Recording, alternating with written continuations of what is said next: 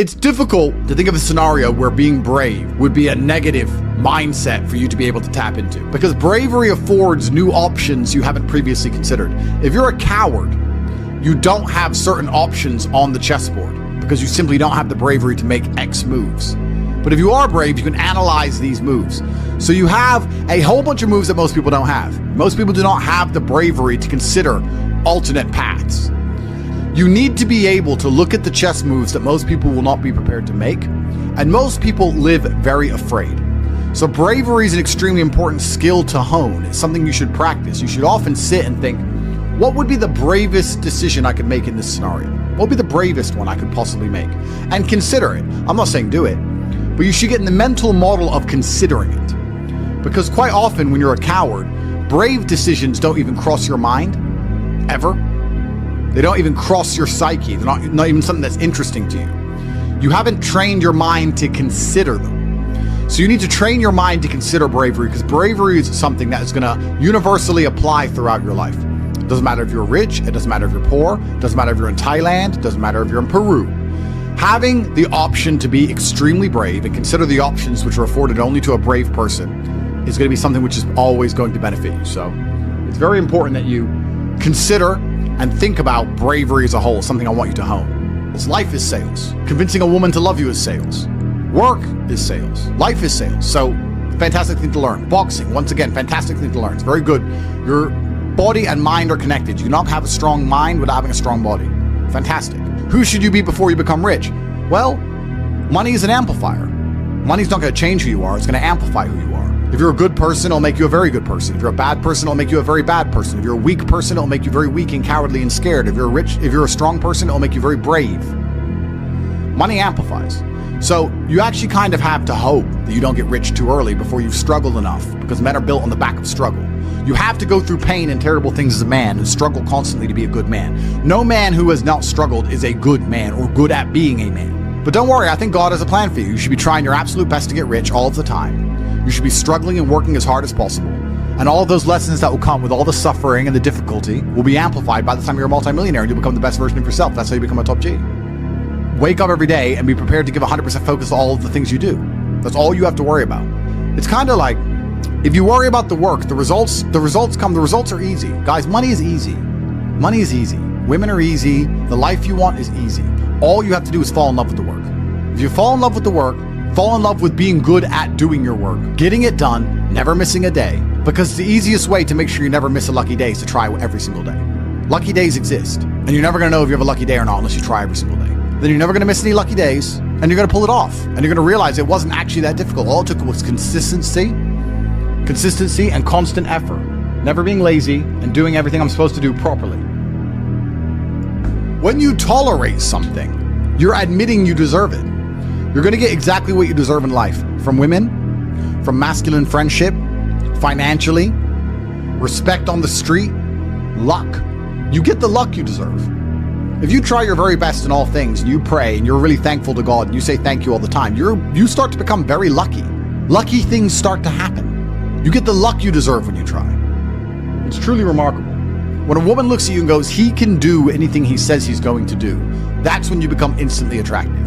Competence is extremely important. That's the masculine world. And peacocking built this world. Don't let losers and brokies sit and say to you, oh, all our graves are the same, it doesn't matter. No, it does matter. You were not born to suffer and die without being remembered or leaving a mark on this planet. You weren't born for that. You were born to do something great and to be remembered.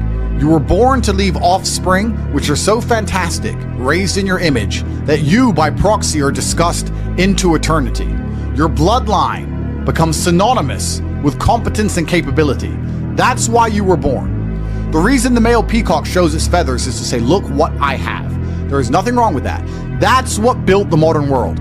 All of the explorers who risked their lives on the 7 seas did it to say, look what I did. The most beautiful buildings around you, the cathedrals, all these things that were built by men saying, look what we have done. We have done something other people cannot do.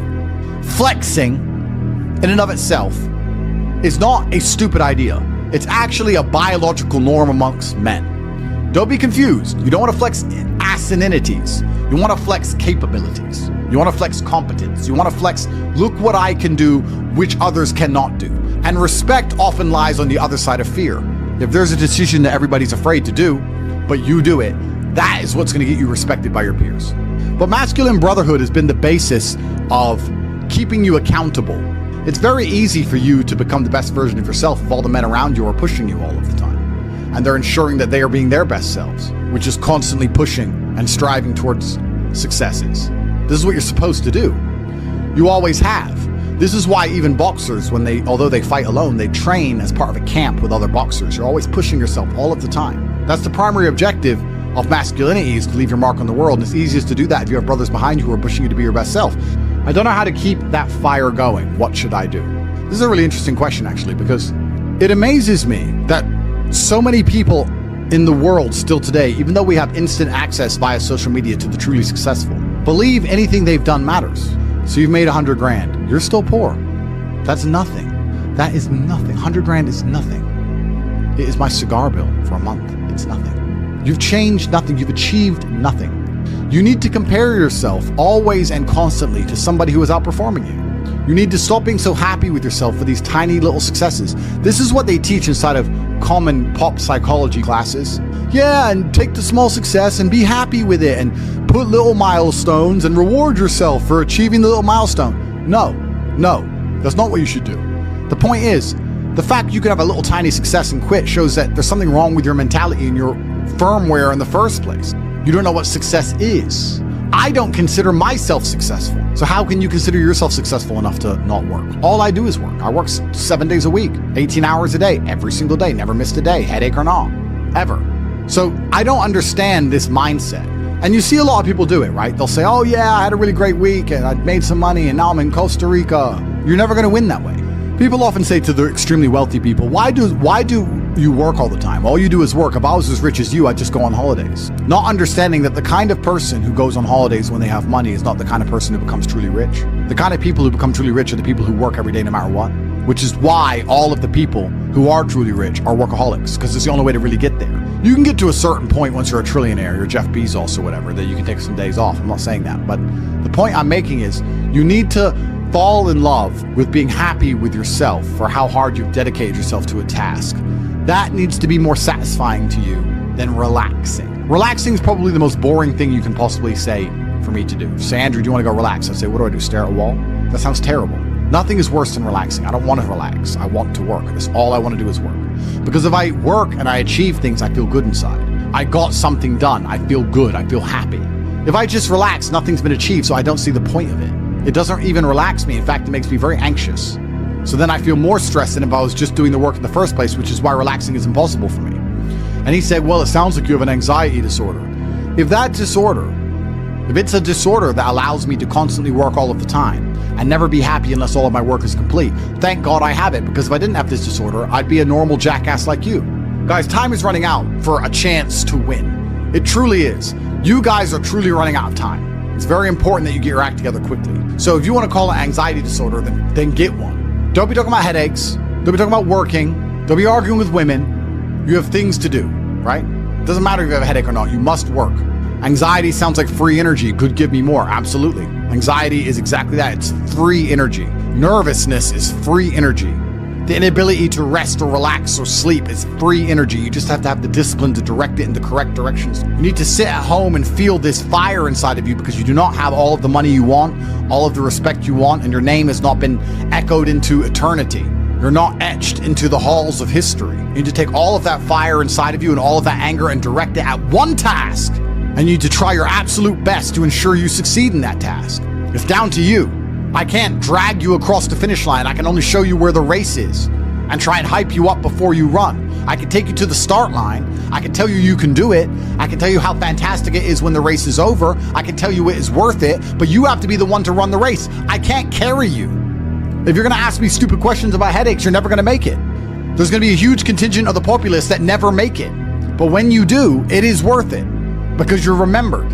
And that's the whole point of being alive as a man in the first place, is to go down in history. It's not to go through life comfortably. It's not to go through life without struggle, without pain. The point of being a man in the first place is so that you suffer enough for people to remember you, to die for something, to live for something. That's the whole point in all of this. There's nothing else to do. And make your name synonymous with something fantastic which has affected humanity and culture. That's all it's about. And it's very difficult to do that if you're insignificant and broke and lazy and stupid with a fucking headache. I don't think most of you realize that you do not have time. Everything is time. Time can be converted into anything. We all know time can be converted into money. People say often, time is money. This is true. Money is also time. You spend money to save time. Time is the enemy of the rich man, so he takes a private jet to save time. Money is the enemy of a poor man, so he waits for the bus to save money.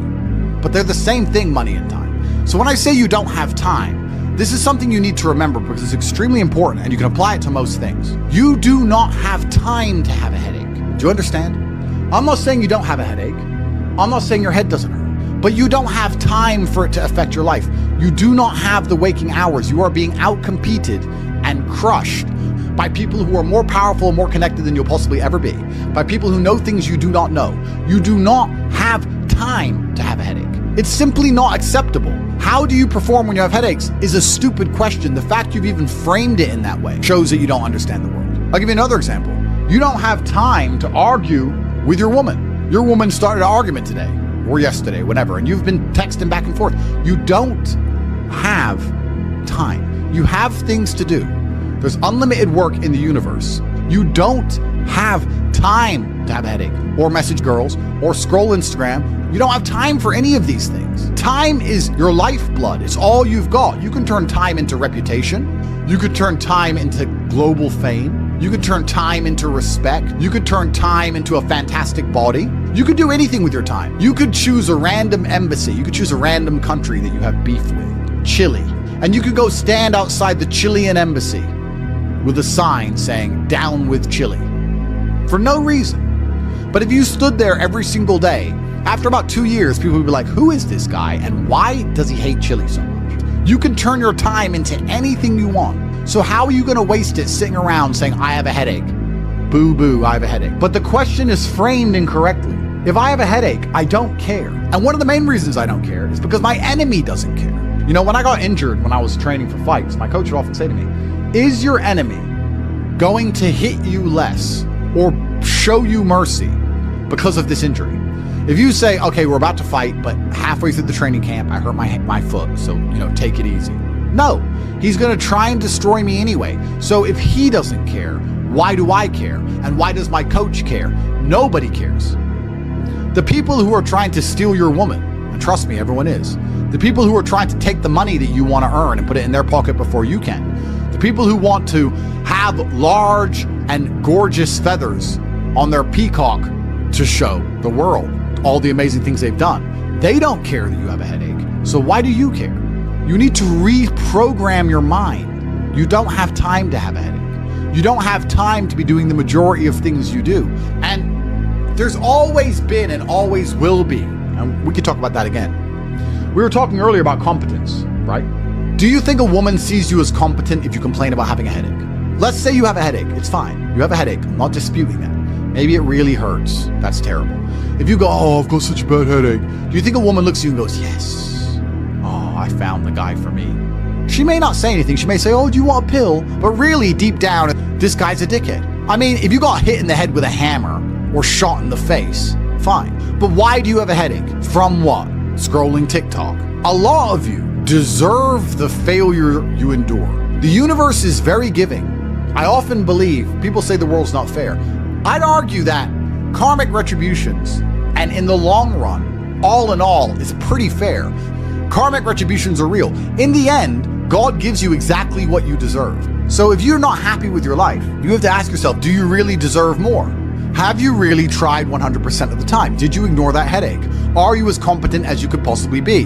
Have you given 100% every time you've done anything? No. You deserve what you have. You deserve your mediocrity because you're an average person. You want a Lambo and these women and a boat and whatever else you want because you see it on Instagram, but wanting something and deserving something are very different things. If you truly deserved it, you'd be working for it in a way that ensures it would be given to you by the universe.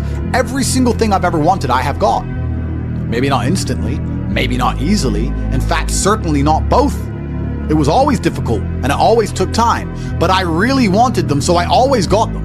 And I put in enough work to show God and show the universe I deserved them, so he gave them to me. I cannot remember a single time, and I state this as a matter of fact, this is not hyperbole, I cannot remember a single time I have ever decided not to do something that must be done because I had a headache. Ever. It is easier if you enjoy it, because you do not struggle with lack of motivation or lack of interest.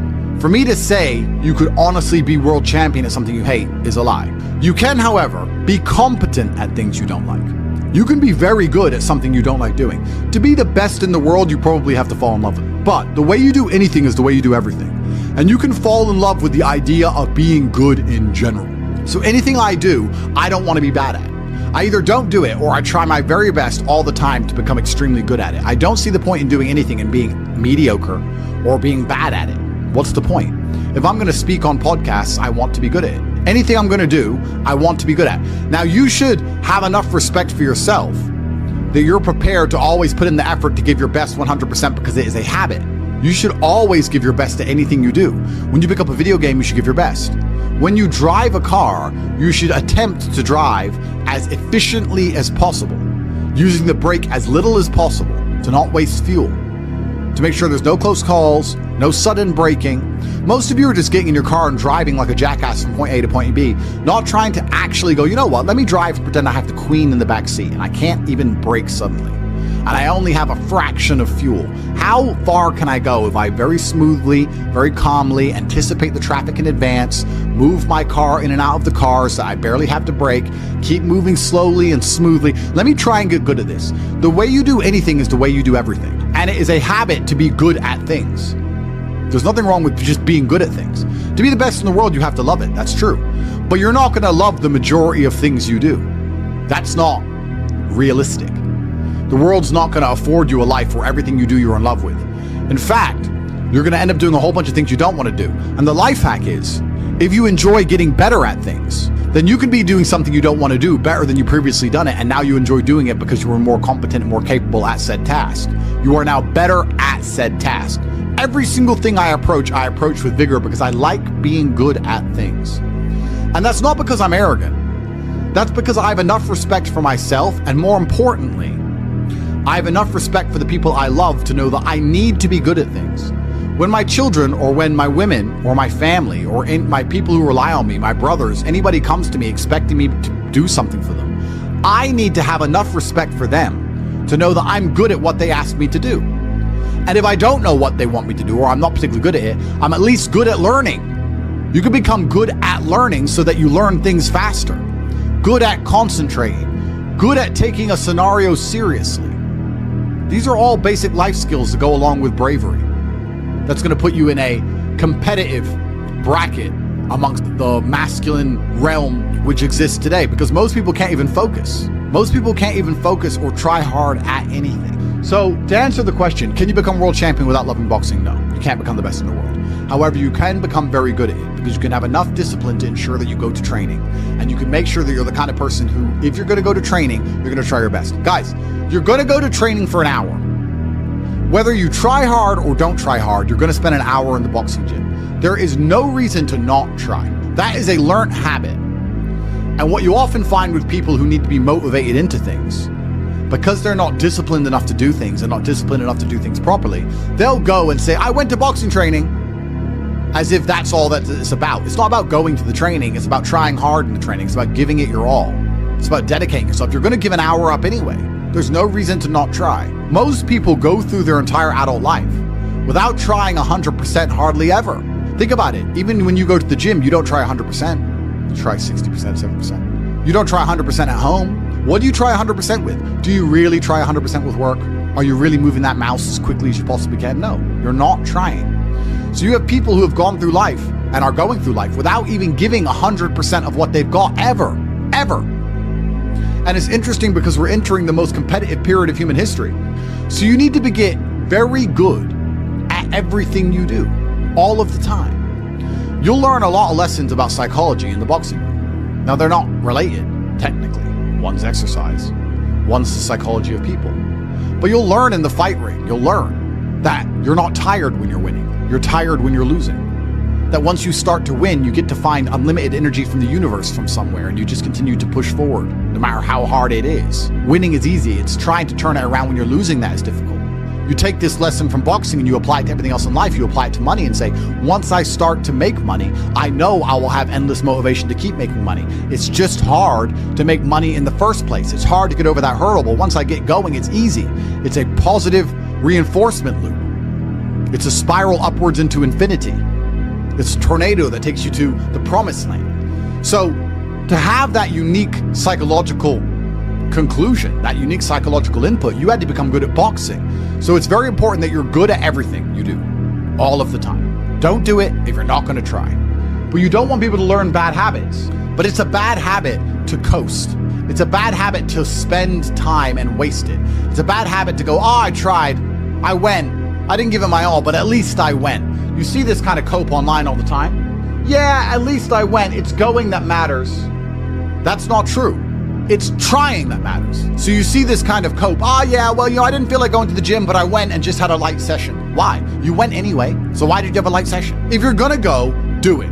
If you're gonna do it right. There's no point in half doing anything. You may as well have not done it at all. So this idea you can coast through things, this idea you can lazily try or pretend to try or just showing up counts, I dispute all of that absolutely. You give 100% of your heart, soul, and vigor to anything you do, and it becomes a habit so that it's all you know how to do. Before you know it, you're driving a car trying to do it as well as possible. And you're having a conversation trying to be as clear and compendious and concise as possible. And you're trying to make money as much as possible, as efficiently as possible. And you're trying to educate your children as well as possible. You're trying to protect your family as much as possible. You're trying to get as strong as possible. Because all you know is maximum limits. That's all you've ever done. You've never done any of this, that garbage can go out the window. So you need to get good at getting good at things. And you need to get good at trying 100% at all things, whether you like them or not. And this will give you a base level of competency in all realms, even if you're not in love with said task. Success is like being pregnant. Everyone says congratulations, but nobody knows how many times you get fucked. Absolutely. But that's the beauty of success, right? Because all the times you get fucked teach you the lessons you need to be successful in the first place. You would never be successful without getting screwed over. And also, you wouldn't be happy with your success without getting screwed over. The reason you appreciate that woman who's so good to you, who you trust with all your heart, who's loyal to you, is because that other woman cheated on you. If you had never seen a terrible, narcissistic, cheating woman, you wouldn't appreciate a good, kind-hearted one. There's no light without dark. So it's very important that you go through these bad things, one, to learn lessons, but two, to learn gratitude and appreciation for things once you have them. It's extremely important. Every time something bad happens to you, you need to say thank you to God. Thank you, God, for giving me this difficult time, for me to learn lessons, and for me to have more appreciation for my fantastic life in the future. That's how you should approach life. And especially success is exactly the same way. The lessons you'll learn failing along the way will ensure that when you get to the top, you can keep it.